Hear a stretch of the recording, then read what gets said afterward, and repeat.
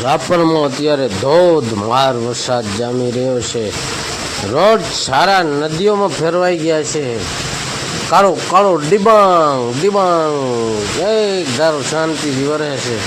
જો આખા રોડની અંદર પાણી પાણી પાણી પાણી થઈ ગયું છે. હો ભાઈ, અને કોઈ પણ નાના બાળકોને સાચવી રાખજો. આગાહી 3 દિવસની છે. જોરદાર વરસાદ થવાની ચાલુ પણ થઈ ગયો છે.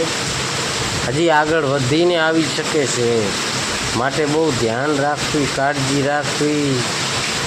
નાના બાળકો હોય, કોઈ સાધન લઈને બહાર નીકળો નહીં, બહાર ગામ જવું નહીં. આવી ધ્યાન રાખવી પડે. આવા ભાર ભયંકર જ્યારે વરસાદ વરસતા હોય ને ત્યારે બહુ ખ્યાલ રાખવું પડે. એટલે કે આ વચ્ચે ક્યાં નદી નાલા આવી જાય પછી ગાડી બંધ પડી જાય, નીકળી ન શકે, આવી તકલીફો થતી હોય તો આવા જોરદાર વરસાદ થતા હોય ને ત્યારે બહુ ધ્યાન રાખવાનું, સાવચેતી રહો, પોતાનું ધ્યાન રાખો, બાળકોનું ધ્યાન રાખો.